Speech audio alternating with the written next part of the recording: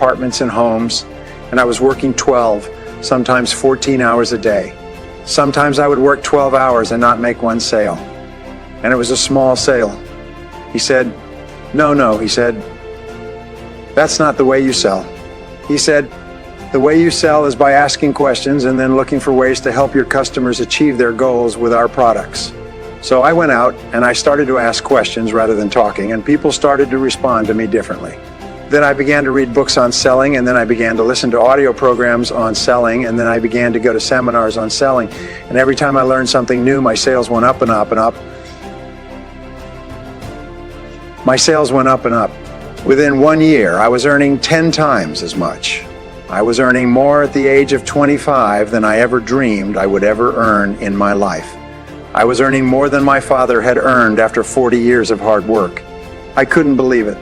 What I learned was this, is that every single field has success formulas. It has recipes that you can follow, and that if you do what other successful people do, you finally get the same results that they do. So for the rest of my life, whenever I got into another business, and I've been in 22 different businesses, I would sit down and say, what is the success formula in this business? How do people succeed? What do the top 20% of companies and the top 20% of individuals do? And then I would do that, and I would soon get the same results. People say, how can you be successful when you've never been in this business before? I said, I just read the books. I just talked to the top people and they told me what to do.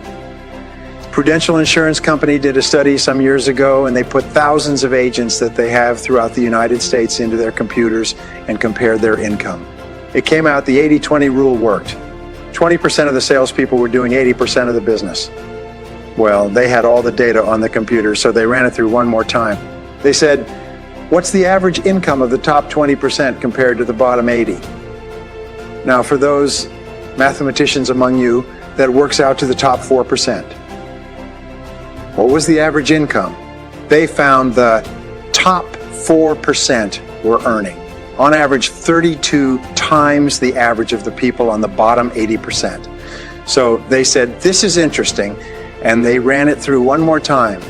They found that the top 20% of the top 20% of the top 20, which is the top 0. 8%, that's good, top 0. 8% were earning, on average, 54 times the average of the people in the bottom 80%. What they found is that in every state and in every major city where they had an office with a large number of agents working out of it, there was one agent who was selling the same product at the same price to the same people with the same competition under the same circumstances, under the same set of difficulties in the economy, who was earning 50 times the amount of the average agent there. There were 50 agents in the office, and one person was earning more than all of them put together. Isn't that amazing? And one of the things they found is that the key to this was that each one of these agents had made the commitment to become excellent early in their career. They didn't say, I'm going to go into this and I'm going to earn a living. They said, I'm going to go into this and I'm going to be the best. And they read every single book written by the top agents, and they went to every single seminar, and they listened to every single tape, and they spent every single hour they could with other successful people learning what they needed to know to be successful. You must commit yourself to excellence. You must commit yourself to becoming the best. And the wonderful thing is that excellence is a journey. It's not a destination. You never get there. Complacency and satisfaction are the key enemies of excellence. But once you commit yourself to becoming excellent, the whole world opens up for you. A very important point of excellence just means simply this: do your best every time out and always strive to do it better. Do your best every time out and always strive to do it better. Remember, it's the last 5 or 10% of any job or project that makes all the difference.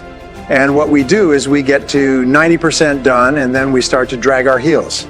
We start to put the paperwork aside. We start to think of excuses. We start to do what is hard and easy rather than what is hard and necessary. A second point with regard to excellence is this: if you are not excellent in your field, you don't go anywhere. You're locked in place. I had a young man come up to me at an employment seminar not long ago, and he said, there's no opportunities in sales. I just got laid off. And I said, young man, if you were good in your field, You would not have been laid off because good salespeople are the rarest people in our society. And he just said, well, I said, have you ever studied sales? He said, well, I don't need to study sales. I said, why not? He says, well, I just do what comes naturally. I said, I rest my case. Selling is an art. Selling today is a profession. Selling is a science. In order to be good in selling, you have to study it and study it and study it. And you have to study it more than the person next door who's also determined to become excellent. Excellence yields opportunities because when you become good, you open up. It's almost like the Red Sea of opportunity opens up in front of you. When you become excellent, you come to the attention of people, and people try to get you, and they give you more responsibilities and more opportunities. And you know, when you put on your business card that you are the top person in your particular field, people like to buy from the best salespeople in their fields. And by the way, you can tell how excellent you are at any time in your life. You can tell how excellent you are. It's a very simple measure. How many job offers have you had this month? Interesting question. How many people called you up and said, I want to hire you away from where you are, and I'll pay you more and give you a better deal, because excellent people get job offers every month. Some of them get job offers every single week. If you're not getting job offers, the market is telling you this is what they think of your level of competence. Very, very important. And if you're going to do anything at all, the only time you're going to get any joy out of it is if you do it well. You see, when we do something well, it gives us a feeling of self-esteem and pride. We feel like a winner. But if we do things in an average way, it doesn't give us anything. You notice that. It doesn't give us anything. We do it in an average way, it doesn't give us anything. But if we do it in a really exceptional way, it makes us feel wonderful about ourselves. That's why the companies that have committed to excellence are not hundreds of % better in any given area. What they are is they're 1 or 2% better in 100 different areas. That's the key. First of all, you talk to people and you separate prospects from suspects. You make sure the person you're talking to can and will buy your product or service if he likes it. You don't spend time with people who will be negative or insulting or disapproving.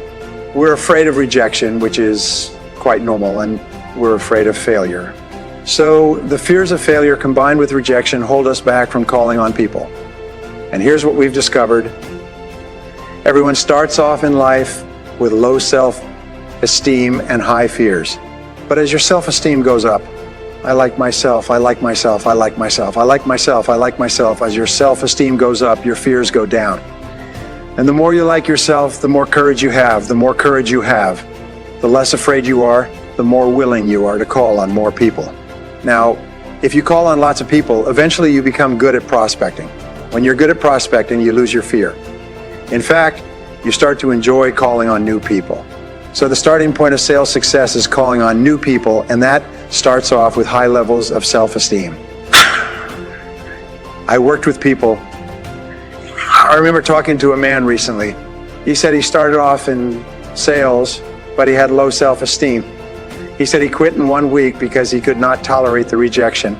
The rejection, he said, was too much for him to take. Too many people said no, so he quit.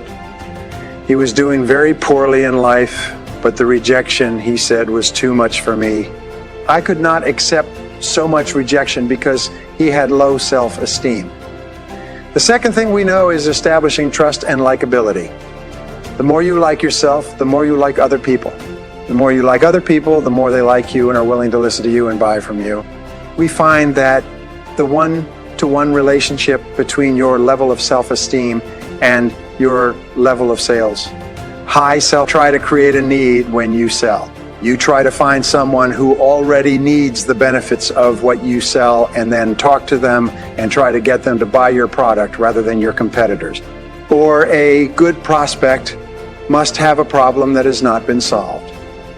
So when you ask questions, you're looking for the need or the problem. Or third of all, a good prospect must have a goal that they want to achieve. Maybe it's financial independence, maybe it's ideal health, They must have a goal that they want to achieve, and your job is to show them how your product or service will help them to achieve that goal. So in the third phase of selling, what you do is you ask a lot of questions to find out how you can help this person to satisfy a need or solve a problem or achieve a goal. Now, here's an interesting discovery based on 25 years of research and tens of millions of dollars and 55,000 interviews and videotaped sales conversations between salespeople and customers. What we found is this: if you sell out of sequence, you kill the sale. And this is a real eye-opener for me. Most people have never seen this research. It cost millions of dollars, and it was paid for by several large companies who are trying to find, suddenly you will be right most of the time. Everybody in sales should be an expert on behavioral psychology. Whenever I hear a person say, well, I don't need to study that, I do what comes naturally. The person is saying, I'm determined to be a failure for the rest of my life, and I'm announcing it to anybody who will listen. Because sales is so precise, the ability to communicate and to persuade and influence other people is such a complex field. You know, some psychologists study it all of their lives. If you become excellent in it, you can write your own ticket. Almost all entrepreneurial fortunes, people who start with nothing and become billionaires, do it because they're good salespeople. They're good at convincing others. They get excited about their ideas, but they have the skills to be able to persuade other people to go along with them. Think like a customer. The very best companies think like a customer. What do customers want? What do customers need? And you know, the key to success is to make your customers happy and then make them happier than your competitors. And then every single day wake up and think, how can I make my customers happier? And they went and interviewed the CEOs of 4 of the 500 fastest growing companies, and every one of them was obsessed with customers. They thought about customers, they talked about them, they visited customers, they called customers, and they went and saw customers, and they went and saw customers. They personally responded to customer complaints. They were just obsessed with it. At the Harvard Business School, they came to this conclusion a few years ago that in the 21st century, all selling would be relationship selling. All success in business will be based on relationships. Your very best customers, I can tell you, are the people that you like and the ones who like you. 85% of your recommendations and referrals will come from people who like you and people who feel good about you. So focus on the relationship and the sale will take care of itself. If you aim at the sale or you think too much about the sale, what will happen is you will have neither the relationship